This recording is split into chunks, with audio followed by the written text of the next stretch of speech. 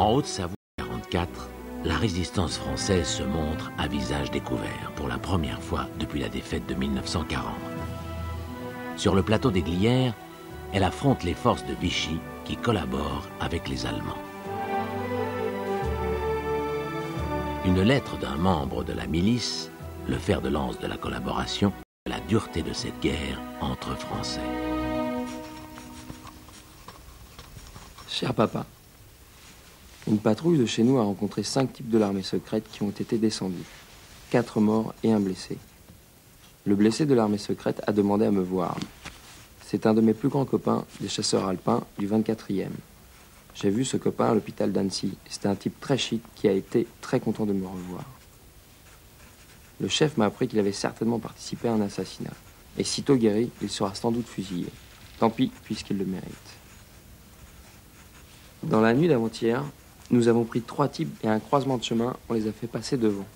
On a armé nos mitrailleurs, on leur a lâché des rafales dans le dos. Ils sont tombés sans faire ouf. Cher papa, je termine ma lettre pour continuer mon service. Tous ces jours-ci, on ne dort pas. On attend les salauds pour les fusiller. Pas de jugements inutiles. Je t'embrasse bien affectueusement, ainsi que toute la famille.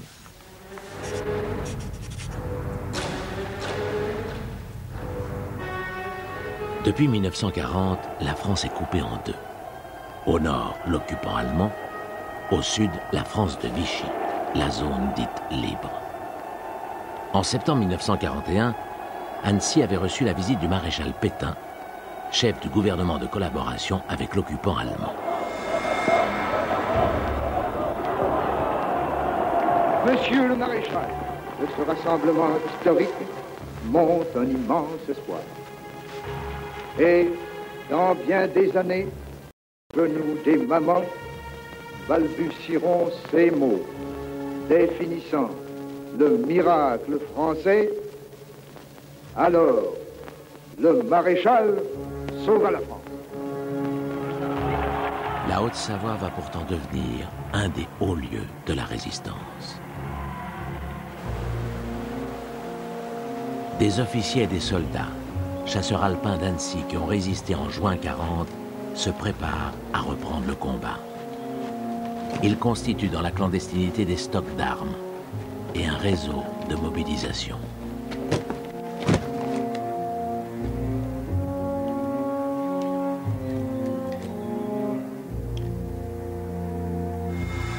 Le gouvernement de Vichy crée la milice française afin de maintenir l'ordre et pourchasser les opposants au régime. La milice n'a pas l'intention de faire trembler, mais elle n'est pas davantage disposée à faire sourire. Elle n'est pas chargée de créer les bagarres, mais de les prévenir, de provoquer les adversaires du gouvernement, mais de mettre un terme à leurs provocations, de menacer la liberté, mais de la faire respecter par les terroristes de la langue ou de la bombe. Sur ordre des autorités allemandes, Vichy instaure le service du travail obligatoire, le STO, qui réquisitionne les jeunes pour qu'ils aillent travailler en Allemagne. Je reçois une lettre de convocation. Prière de vous présenter demain à 8h du matin avec 3 jours de vivres et l'habillement nécessaire pour le travail en Allemagne. Le lendemain, la police vient me chercher, mais je suis déjà parti. Venus de tous les coins de France, des centaines de jeunes arrivent en Haute-Savoie. Dotés d'un relief montagneux et d'une population accueillante, les comités locaux de la résistance organisent leur hébergement et leur ravitaillement. Glières naîtra de la rencontre de ces fugitifs hors la loi et des anciens cadres et chasseurs alpins du 27e BCA, passés eux aussi à la clandestinité, qui les initieront à la guérilla. Reste un problème urgent, armer tous ces hommes. La Haute-Savoie devient le département de France où la résistance s'illustre par un nombre record d'attaques contre l'occupant, la police de Vichy et les miliciens.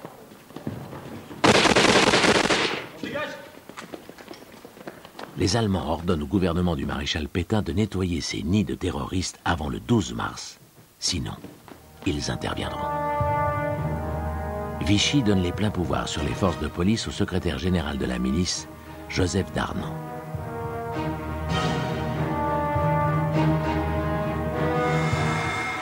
Des cours martiales sont aussitôt mises en place en Haute-Savoie.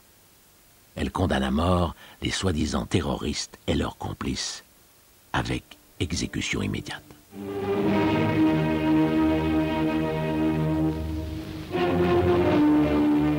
Les scènes que nous voyons ont été tournées par les jeunes gens du maquis en plein cœur du royaume de la Gestapo. Qu'elles aient traversé les 20 polices qu'entretiennent Himmler et Darnan sur notre territoire est en soi seul un miracle de courage et d'audace. L'autre miracle, c'est que malgré les 20 polices et les troupes allemandes qui battent de leurs bottes nos villages, nos champs, nos chemins, les jeunes gens de France, chaque jour, montent vers le maquis, volontaires, toujours plus nombreux pour une vie toujours plus rude. L'Allemagne a ses camps de concentration, la France a ses camps de liberté.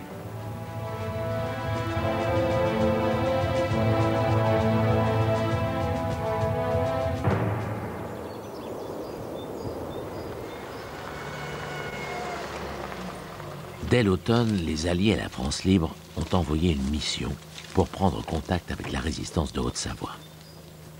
Selon leur estimation, 2350 hommes sont disponibles pour recevoir des armes et devenir des combattants. Winston Churchill donne le feu vert pour des parachutages d'armes au maquis des Alpes et en premier lieu sur le plateau des Glières. Le moment est bien choisi, le vent de la guerre a tourné pour l'Allemagne et ses alliés. Le jour du règlement final approche. Le général de Gaulle entend que la France y participe.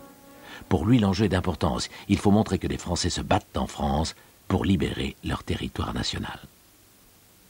Nous croyons que l'honneur des Français consiste à continuer la guerre aux côtés de leurs alliés. Glières en sera tout à la fois la preuve et le symbole. L'armée secrète désigne le lieutenant Tom Morel, âgé de 28 ans, pour assurer le commandement des maquis de l'armée secrète et réceptionner les parachutages. Tom Morel n'est pas choisi au hasard. C'est un meneur d'hommes exceptionnel. Je n'oublierai jamais son regard doux et amical. Il a un visage énergique, plein d'un feu intérieur et en même temps plein de bonté et de charité. Blessé en 1940, il a gagné la Légion d'honneur au combat à 24 ans et surtout, il a fait ses preuves dans la clandestinité.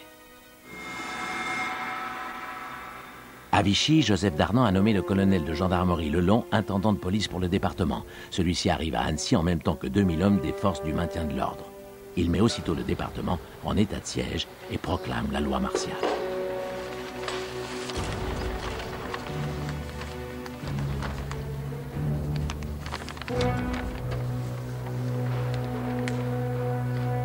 Je rappelle que tout individu pris les armes à la main ou détenteur d'armes et d'explosifs sera immédiatement traduit devant la cour martiale.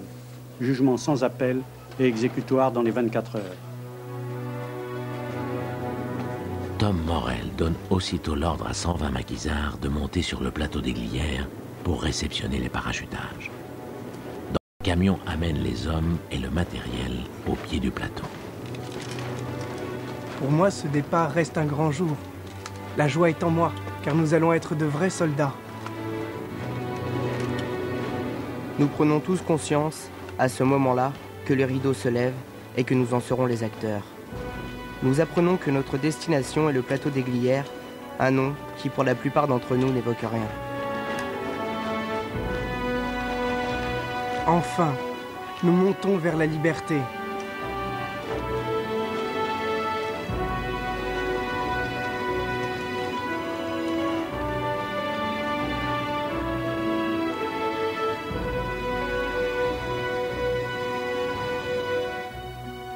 « 56 républicains espagnols, vétérans de la guerre d'Espagne, viennent mettre leur expérience du combat au service de Tom Morel.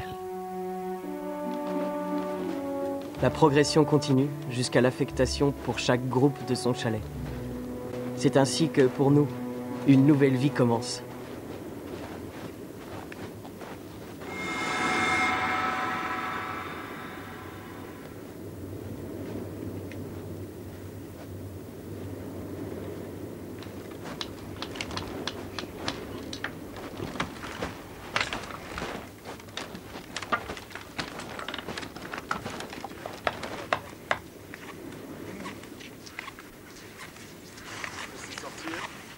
Vu l'étendue du plateau et ses dénivelés de 1300 à 1900 mètres, les liaisons sont difficiles.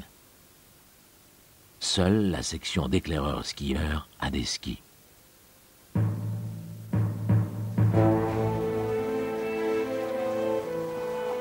Il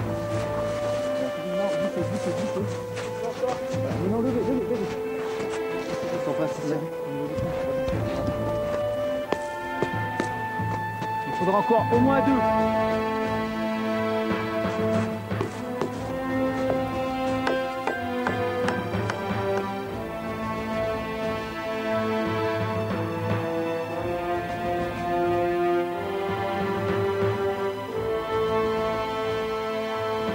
Garde à vous. Pareil pour les couleurs. Envoyez.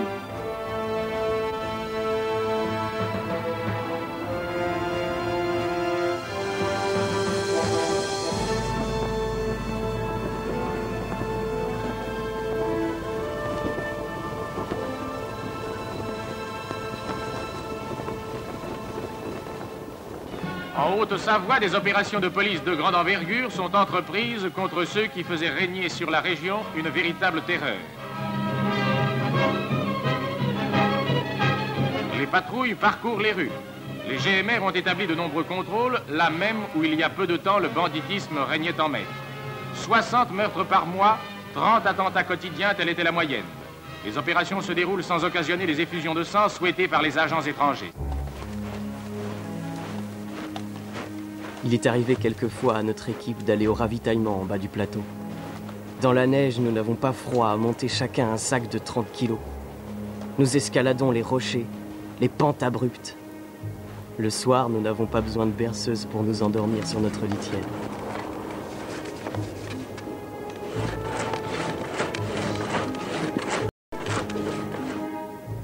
Il y a à l'infirmerie du matériel de chirurgie, de dentiste et même, luxe inouï, une baignoire avec eau chaude.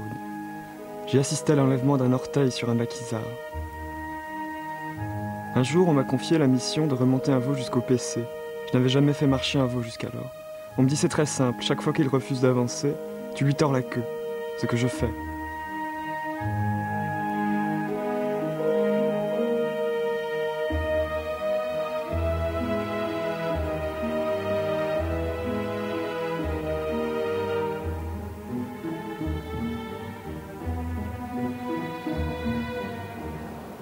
La nuit, à tour de rôle, nous assurons chacun 2 heures de garde. Une ficelle tendue traverse la piste d'accès à 30 cm du sol. Cette ficelle actionne une clochette d'alarme. Cette nuit, je ne suis pas gâté. Garde de 2 à 4 heures du matin avec tourmente de neige. Le vent vous cingle le visage et hurle en s'engouffrant dans les sapins. J'ai très froid aux pieds, qui s'engourdissent dans mes mauvaises chaussures. J'évite de regarder ma montre.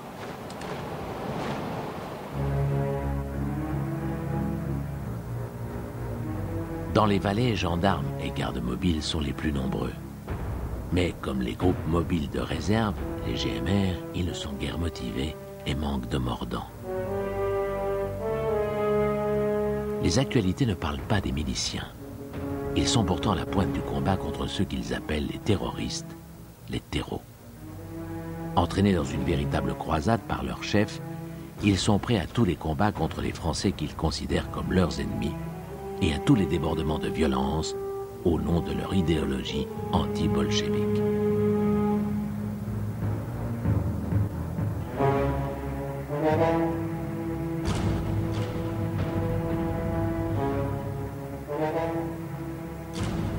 Vichy a également envoyé les hommes de la section anticommuniste, surnommés ici les Canadiennes, policiers spécialisés dans les arrestations et la conduite des interrogatoires musclés. La terreur s'abat sur la Haute-Savoie.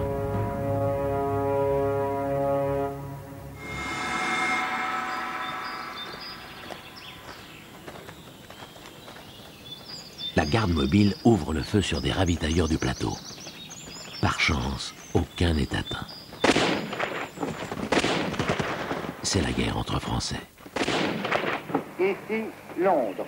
On n'a que des renseignements contradictoires. Porte-parole de la France libre, Maurice Schumann fait de Glières son cheval de bataille radiophonique. La bataille de Haute-Savoie prend une ampleur nationale. À Vichy, Philippe Henriot, speaker vedette de la collaboration. Vous n'avez donc pas compris que cette radio anglaise en français, c'est une entreprise montée par des fripouilles à l'usage des imbéciles.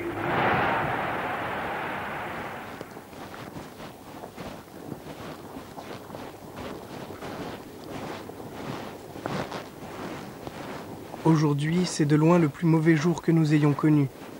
La bise chasse la neige au ras du sol. J'ai faim.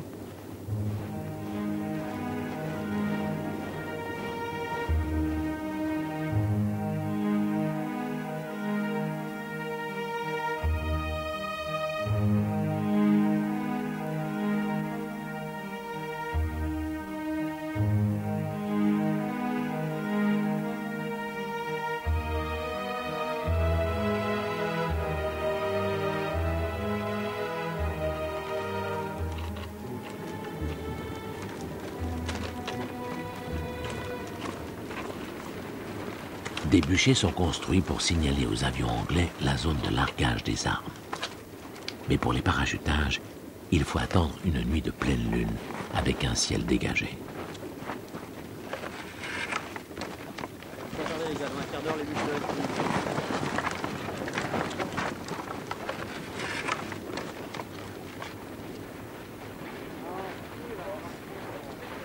Pour beaucoup de jeunes maquisards, c'est la première fois qu'ils affrontent le combat. Tuer ou être tué. J'entends des pas rapides sur le chemin, et quelques secondes après, 4 gardes passent en dessous de moi. Je suis bouleversé. Je sais que ces hommes vont être tués dans quelques minutes. C'est la mort que je vois passer. Lorsque la garde et les GMR poussent une reconnaissance en direction du plateau, les maquisards, après sommation, ouvrent le feu. 4 tués et 3 prisonniers chez les gardes. Récupérez les armes. Celui-là, il est mort. En réponse à cette attaque, Tom décide d'étendre le périmètre de défense du maquis. Il faut tenir en attendant les parachutages annoncés. La guerre entre Français se radicalise. Les Allemands sont prêts à intervenir si Vichy ne réussit pas à en finir avec Lierre dans le délai qui lui a été imparti, ce que la résistance ignore. Le 14 février, on peut capter sur les ondes le premier message de Londres qu'on attendait. Tiens, voilà du boudin.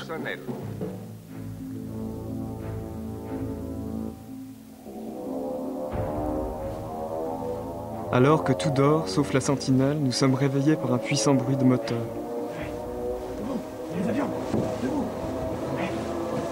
Dormant à moitié vêtus, nous nous précipitons pour enfiler nos chaussures et courir vers la zone balisée. Le lieutenant Joubert trouve que nous n'allons pas encore assez vite. Je le revois, en chaussettes dans la neige. Au loin, un ronronnement régulier, il approche. Si c'était vrai. Pierre pousse un cri. « Regardez, regardez !» Je crie. « Les avions !» À la lueur pâlotte d'un instant, nous apercevons les coupoles des parachutes qui descendent au loin. C'est la joie, malgré le froid intense.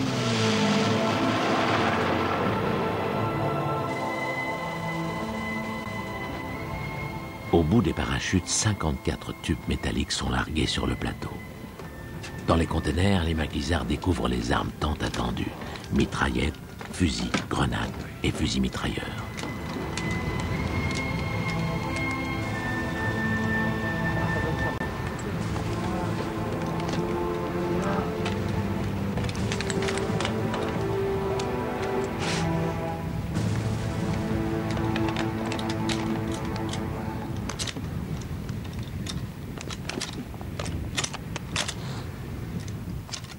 Les maquisards du plateau ont leurs premières armes. Mais il faut attendre d'autres parachutages pour armer toute la région.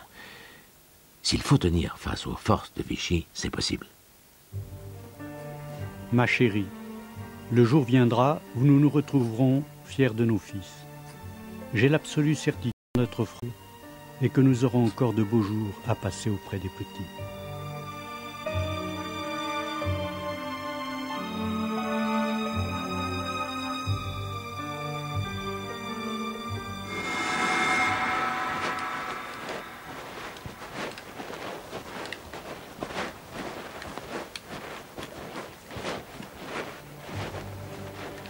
Pour la première fois, toutes les compagnies sont réunies pour les couleurs.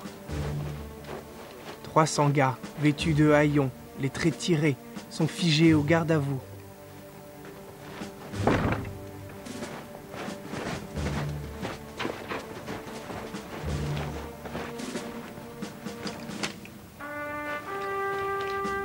Ensemble au commandement. Bravo. Présentez. Armes.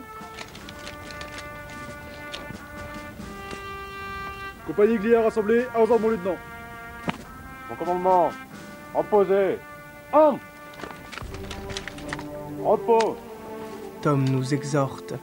Nous sommes le premier coin de France libéré. Vous êtes maintenant des soldats français. Considérez-vous comme ayant été parachutés à l'intérieur des rangs ennemis. Puis il fait le serment de se battre de toutes ses forces jusqu'à son dernier souffle. Moi aussi je le fais. Et il lance la devise « Vivre libre ou mourir ». Je peux dire que tous, nous avons senti un frisson. Immobiles, sur notre grand linceul blanc, nous assistons à la levée des couleurs. Le clairon sonne. Le drapeau monte et claque joyeusement au vent. Je ressens une joie formidable. Oui, ça existe, la patrie. La vie sur le plateau est dure et exigeante. Un jeune maquisard décide d'abandonner la lutte et de quitter le plateau.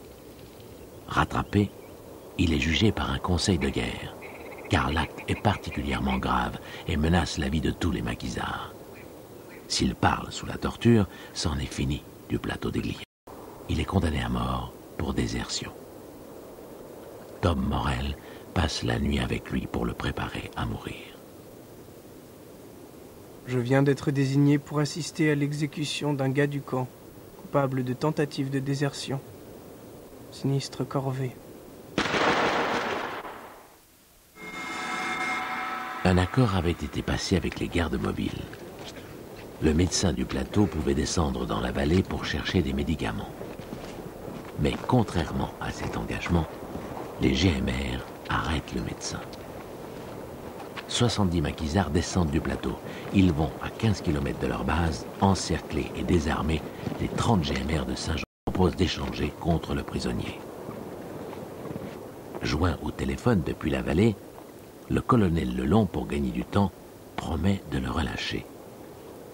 Les GMR prisonniers sont libérés, mais le colonel Lelon ne tiendra pas sa parole d'officier.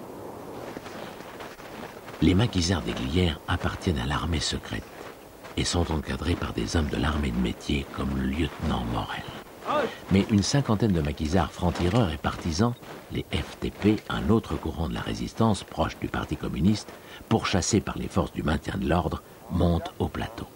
Tom les accueille fraternellement.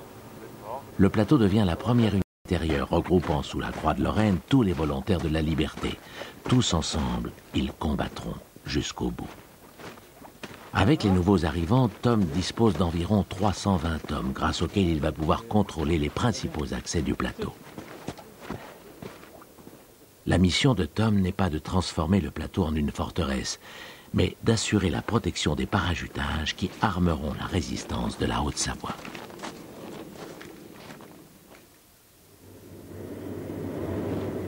Il neige presque sans arrêt. Les forces de Vichy renforcent leur blocus. Les passeurs, qui montent le ravitaillement depuis les vallées, franchissent les barrages de plus en plus difficilement. Sur le plateau, c'est l'attente, la faim, le blizzard. La nuit, nous souffrons tous du froid. Pour dormir, nous ôtons seulement nos chaussons à neige, et chaque matin, nous retrouvons leur toile raidie par le froid. Les couvertures manquent cruellement. Nous nous couvrons avec les toiles de parachute. Malgré les gardes dans le froid, les liaisons dans la neige et le vent, malgré les alertes, le moral tient. Excellent.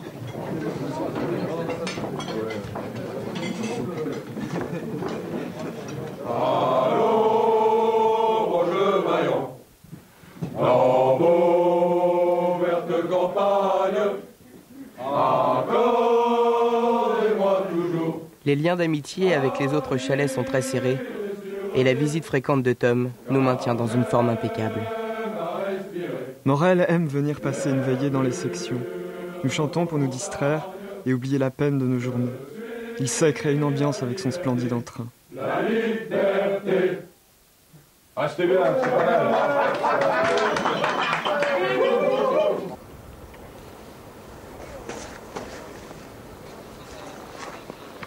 Cependant, sans nouvelles de Londres, Tom Morel envisage l'hypothèse d'évacuer le plateau avec les armes reçues.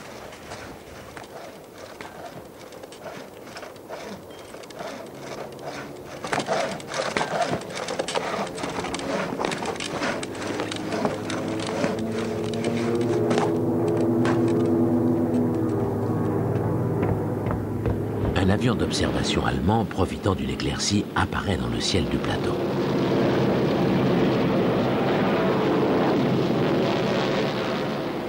Le capitaine Rosenthal, officier de liaison avec Londres, monte à Glières et annonce un changement radical de stratégie. Le débarquement est proche. Considérez-vous comme une tête de pont. Vous allez recevoir des parachutages massifs et le renfort d'un bataillon aéroporté canadien. Il vient l'entrement, il a un message urgent pour Tom. Allez-y, Samela. Le même jour, un GMR rejoint le plateau et prévient Tom que le commandement des GMR s'installe à Entremont, à l'est du plateau, pour y préparer une attaque. Tom décide de monter pour le soir même avec une centaine d'hommes une opération surprise. Il espère aussi pouvoir obtenir la libération du médecin que les GMR retiennent prisonnier.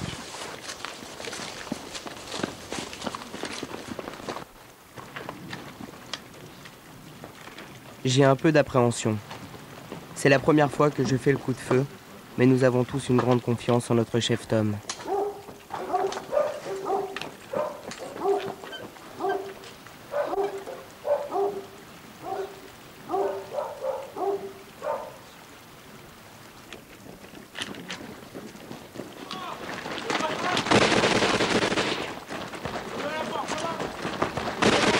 Le coup de main réussit pleinement. Les GMR se rendent. Mais quand Tom s'approche du commandant des GMR qui a été désarmé, celui-ci sort un revolver caché dans sa vareuse. Soudain, il y a un mouvement dans la salle du restaurant. Des portes claquent. Je reçois une balle sous la ceinture avec une vive brûlure au ventre. Loulou entre, ému et grave. Tom est mort. L'assassin est abattu. Et 57 GMR sont faits prisonniers et emmenés comme otages à Glières. Comment un chef de cette envergure, qui était l'âme du plateau, que l'on avait vu à nos côtés si plein de vie, peut-il être tout à coup ce corps immobile pour l'éternité? Le retour est accablant. Nous portons les dépouilles mortelles de notre chef et d'un camarade.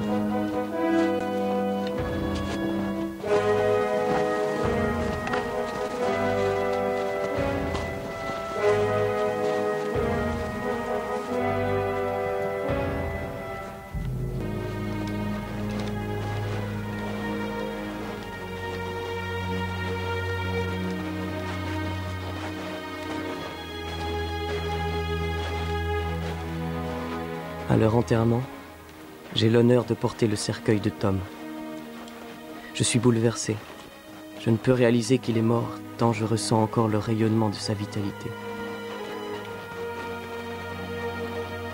Le deuil du chef est la véritable première épreuve au plateau des Glières.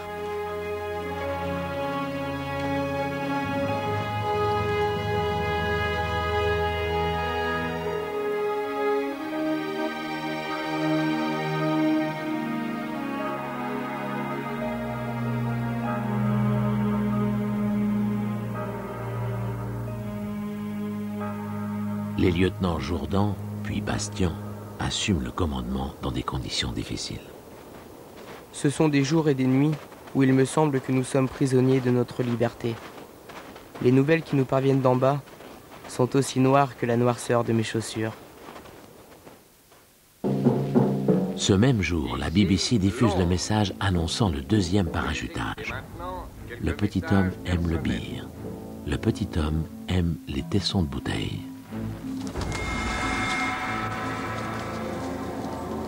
Dans le ciel tourmenté de quelques nuages qui brillent à l'éclat de la lune, les avions passent par trois, tels des monstres d'un monde lointain et envié, nous apportant le salut de ceux qui nous disent d'avoir confiance.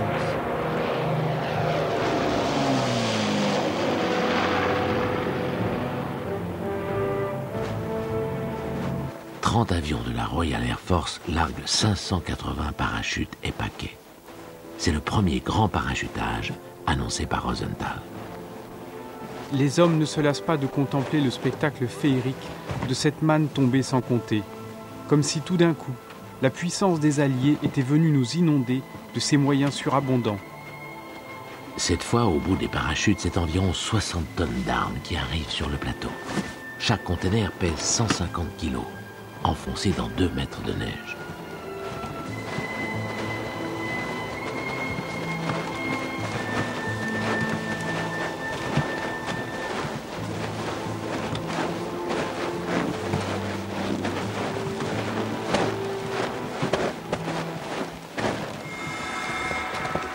Le délai donné à Vichy par les Allemands a expiré. Leurs bombardiers commencent à pilonner le plateau.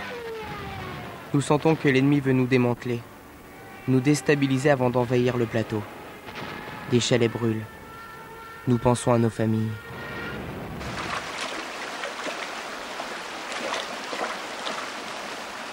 C'est le moment où les 120 hommes venus du nord du département, commandés par les lieutenants Lalande et De Griffolet, arrivent en renfort sur le plateau. Malgré le blocus, avec l'aide de paysans de la vallée qui le paieront plus tard de leur vie, ils rejoignent leurs camarades.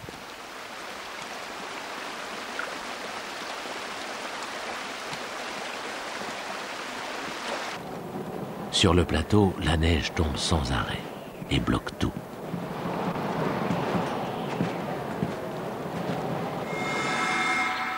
À Annecy se tient une réunion des responsables de l'armée secrète. Les Allemands vont incessamment régler eux-mêmes le problème que leur pose les glières. Faut-il partir et évacuer le plateau avant que la nasse ne se referme?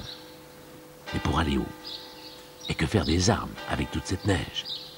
Décrocher en les laissant, sans combattre, c'est déshonorer la résistance aux yeux des Alliés.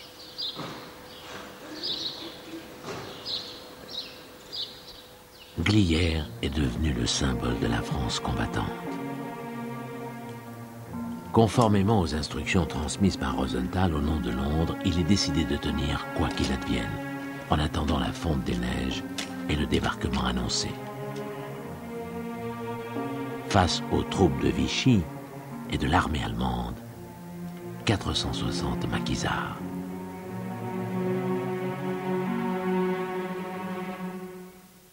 Le capitaine Angeau, fort de son expérience contre l'armée allemande et dont les chefs apprécient le jugement sain et très sûr, se porte volontaire pour prendre le commandement du plateau. Il sait qu'en cas d'attaque allemande, lui-même et ses hommes ont peu de chances de s'en sortir. Avant de partir, il écrit à sa famille. J'ai pris cette charge parce que j'ai jugé que mon devoir était là. Nombreux sont ceux qui, par des sentiments faux et lâches, se laissent détourner actuellement du devoir national. En tant qu'officier, je ne puis le faire. Conduit par des résistants de la vallée, il franchit les barrages.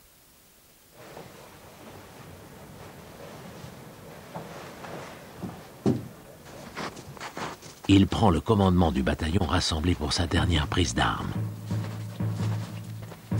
Bataillon. Bon. Présentez. Armes. Attention pour les couleurs. Envoyez.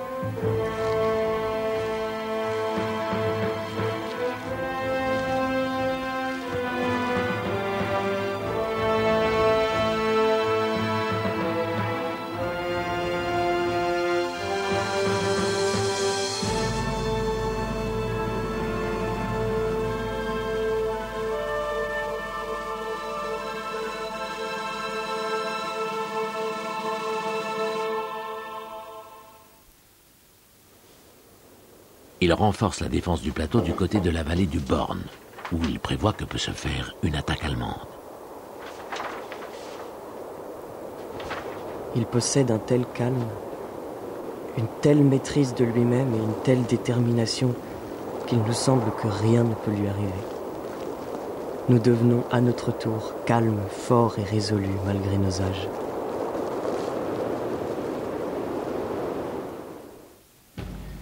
Le beau temps revient et avec lui, la 157e division alpine de la Wehrmacht et ses 14 000 soldats.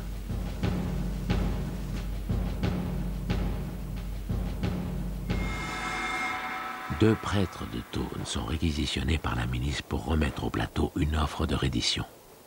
On promet de faire la différence entre ceux qui ont été abusés par la propagande de Londres et les communistes. Anjou refuse catégoriquement. Des chasseurs bombardiers de la Luftwaffe bombardent et mitraillent 3 fois par jour, détruisant les chalets, prenant en enfilade les sentiers dans la neige.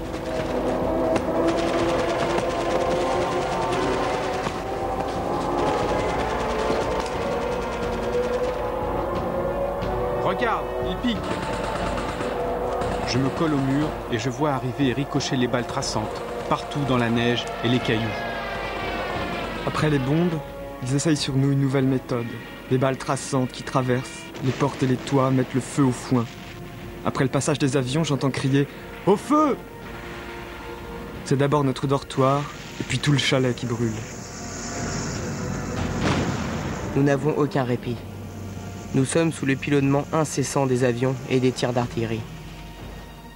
Le général Pflaum, commandant la 157e division alpine de la Wehrmacht, note après une tournée d'inspection autour du plateau que les défenses des maquisards sont parfaitement organisées. Il rencontre les chefs de la milice. Il a été affecté à la milice un secteur de défense au nord-ouest du plateau sous commandement indépendant. La plus grande compréhension est montrée pour le côté politique parce que la milice et les troupes allemandes vont opérer ici pour la première fois en France contre des Français.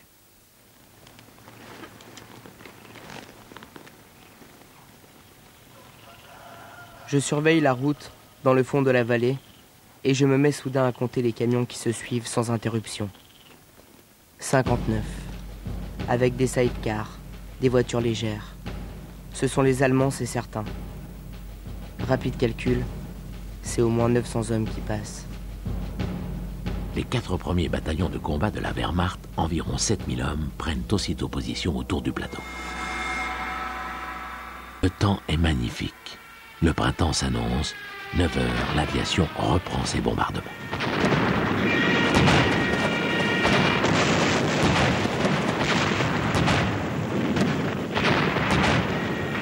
On assiste, impuissant, au bombardement des chalets. Ils brûlent les uns après les autres. Soudain, le dépôt de munitions saute et les débris de sa charpente s'élèvent jusqu'à 200 mètres de hauteur. Les attaques se déclenchent. La milice au-dessus de Torrent, sans succès. Les Allemands à partir de la vallée du Born. Vers 15 heures, les unités d'assaut allemandes arrivent au contact des positions avancées du plateau.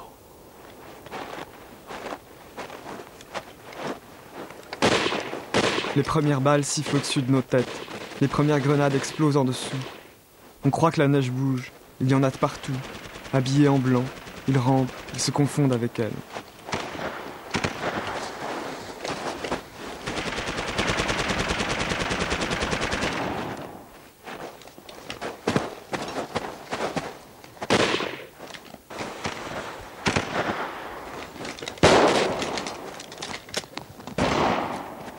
Très inférieurs en nombre, les maquisards ont pour eux l'avantage du terrain. Bien que contournés et subissant des pertes, ils tiennent jusqu'à la nuit. En fin d'après-midi, nous ne savons pas ce qui reste de nos sections. L'écho démultiplie le bruit des rafales. C'est très impressionnant. Face à cette résistance qu'ils n'attendaient pas, les Allemands se replient sans que les maquisards le sachent. Anjou, informé de la situation, sait que l'assaut général aura lieu le lendemain. Il doit prendre une décision. S'obstiner au combat dans ces conditions, ce serait vouer les survivants à l'extermination. Je crois pouvoir affirmer que l'honneur est sauf. À 22 heures, il donne l'ordre général de décrochage et de repli à la faveur de la nuit. Chaque groupe va essayer de traverser les lignes ennemies pour rejoindre son maquis d'origine. Nous trouvons un blessé qui a reçu 3 balles explosives dans la jambe. Il souffre sûrement beaucoup. Mais quelle dignité. Il nous supplie de le laisser là pour ne pas nous ralentir. nous le déposons à l'infirmerie. Les Allemands l'assassineront sur son lit quelques heures plus tard. Le repli est un calvaire par un froid sibérien. Pataugeant dans la neige jusqu'au ventre, l'un derrière l'autre, cherchant à mettre ses empreintes de pied dans celles du voisin, rampant, glissant, nous avançons lamentablement.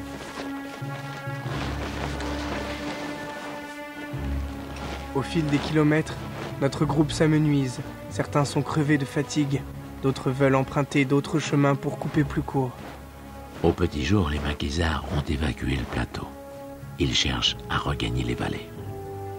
Nous finissons par arriver au-dessus de la vallée du Fier, mais nous éprouvons une grosse déception.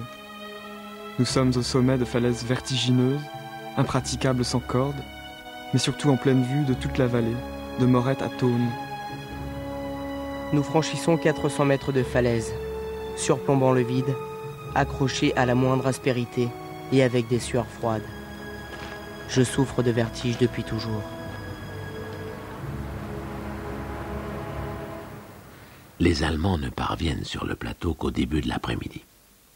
Ils exécutent aussitôt les blessés qu'ils trouvent.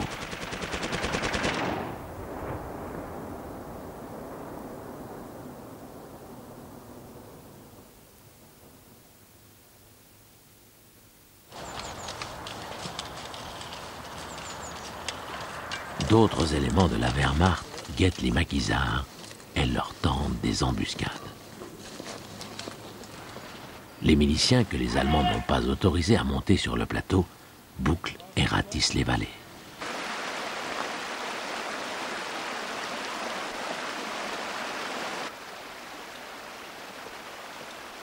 De nuit, nous franchissons le Fier avec de l'eau jusqu'au ventre.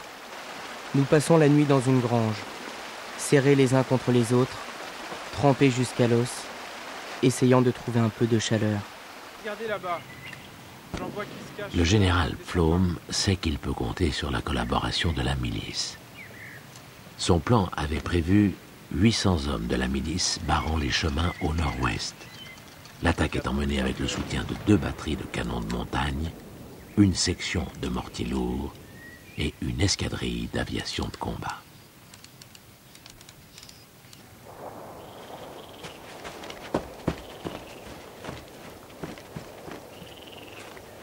À la tombée de la nuit, je frappe à la porte d'une maison. Je leur demande de me cacher. Ils m'apprennent que les miliciens risquent de venir à tout moment fouiller la maison. Ils me donnent du pain, de la soupe et du fromage et m'ont remis quelques provisions de route.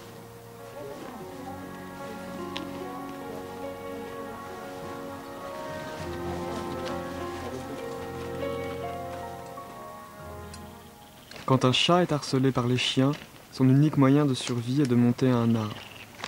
C'est ce que nous faisons. L'escalade est facile et nous nous installons près du sommet. Là, près du ciel, enlacés au tronc, nous sombrons dans un sommeil en retard de 2 ou 3 nuits.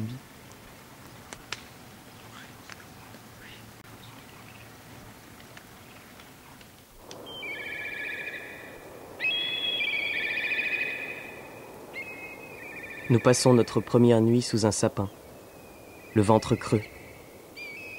Maintenant, je me demande comment nous avons pu supporter tout cela.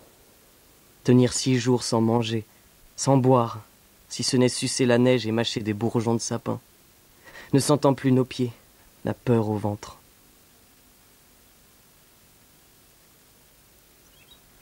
En arrivant au chalet que nous connaissons, je dis à mes camarades espagnols qui veulent se reposer que je ne trouve pas très prudent d'y aller. Le capitaine Anjou me dit « Alors, vous n'allez pas plus loin ?»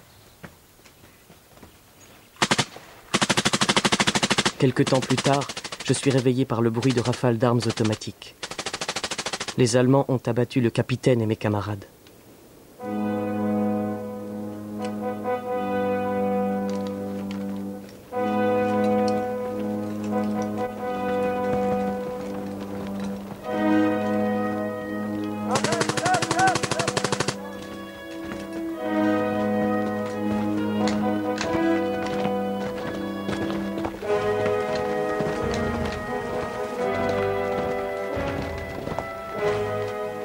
J'ai cru à ce moment-là que je disais adieu à tous ceux que j'aimais. à la vie elle-même. Nous sommes tous parqués dans une étable mal éclairée. Peu à peu, je distingue mes compagnons. Ce sont tous des gars des Glières, reconnaissables à leur visage bronzé, à leur barbe de plusieurs jours, à leurs vêtements usés. La tristesse et la fatigue se lisent sur leurs traits creusés. Je ne reverrai aucun de ces pâles compagnons de ma sinistre nuit. Arrive un chef de la milice qui déclare aux Allemands en notre présence. « Comment ? Vous faites des prisonniers ? Cette saloperie, c'est tout juste bon à recevoir une balle dans la tête. Tout à l'heure, j'en ai trouvé 2.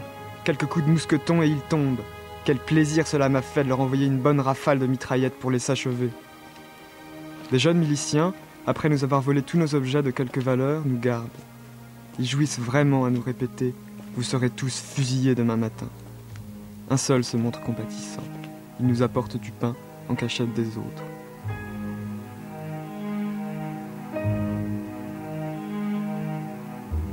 Il ne se passe pas un jour sans apprendre qu'un tel a été découvert atrocement mutilé. Sans parler de tous ceux qui ont hurlé toute une nuit sous la souffrance pour être fusillés au petit matin. L'air est déchiré par une longue rafale de mitraillettes. Je réalise l'affreux destin de mes amis.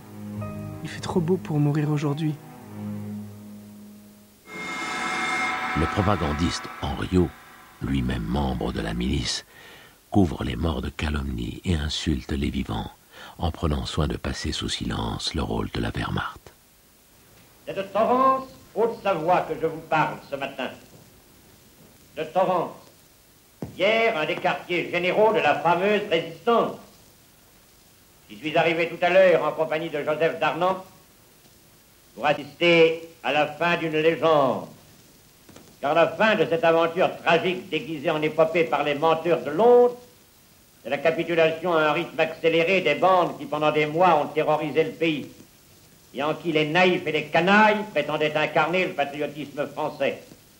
Car le trait dominant de cette capitulation, c'est que tous ces hommes ont été lâchés par leur chef au premier assaut mené contre eux, et qu'eux-mêmes ont lâché leurs armes pour fuir plus vite. Mensonge, calomnie. À l'exception du lieutenant Jourdan, tous les officiers du 27e BCA ont été tués, ou le seront bientôt. Tel le lieutenant de Griffolet d'Orimont, au moment où il franchit les lignes miliciennes. J'ai vu les corps martyrisés des lieutenants Bastian et Lalande. Quelle tristesse. Les cours martiales de Vichy veulent faire croire que Glières est un nid de terroristes étrangers. Celle d'Annecy condamne à mort sans procès des hommes dont le tort est de porter des noms à consonance étrangère. Valsesia, Elfgott, Schmidt, Zelkovitch, Schlick.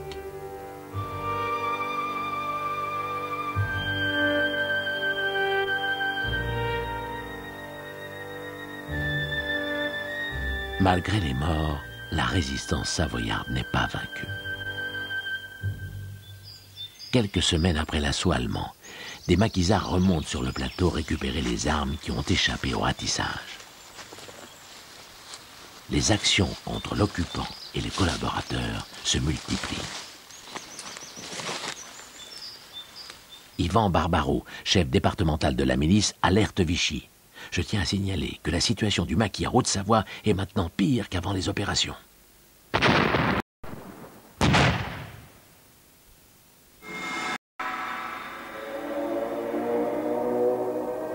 Le plateau des Glières reçoit un nouveau parachutage. Cette fois, il n'y a plus de neige.